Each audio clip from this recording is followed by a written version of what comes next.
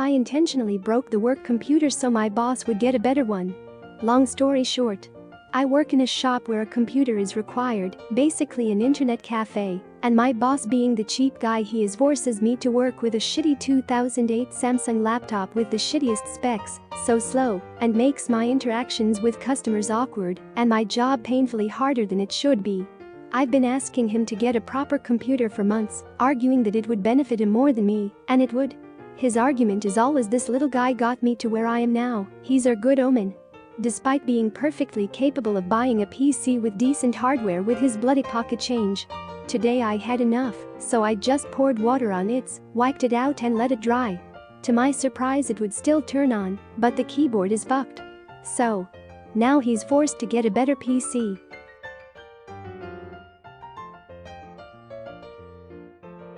I shoplifted hundreds of dollars worth of groceries over the years. In college, I pretty much had no money, so I would go to the grocery store and buy one or two small things and pretend to scan the rest at self-checkout, mostly stealing produce, but I would only pay for about $10 of my $30 or $40 bill, and I never felt guilty about it really.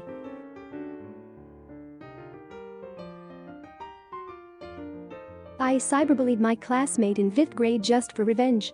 Back in 2011, when I was in 5th grade, every time our teacher turned the classroom lights off to watch videos, presentations or something like that, this kid always used to make fun of me because of my dark skin, saying stuff like, "Oh, where's Victoria?" And I used to feel so embarrassed because everyone would laugh. So I created a fake Facebook profile and got this really stupid idea of creating a group with some of my classmates, of course, including myself and the kid who made fun of me, so every night after I finished how I used to get online to diss him. I remember writing stuff like, stupid, is such a crybaby." It was actually pretty lame, but my classmates used to laugh, so it made me laugh too. 3 days later his mother went to school complaining about it, saying was feeling sad for everything he read about him in my group. I felt terrible when I found out but still didn't confess because I didn't want to get in trouble. Long story short, I deleted my group and my fake account and never used Facebook again. And when I say never, I mean never, not even my real account. It's been 9 years and I still feel guilty about it, but I learned my lesson. The best revenge is to move on.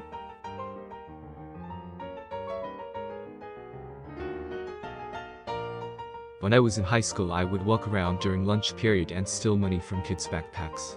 I went to a really fancy private high school, where there was an unconditional level of trust, and people would leave their backpacks out.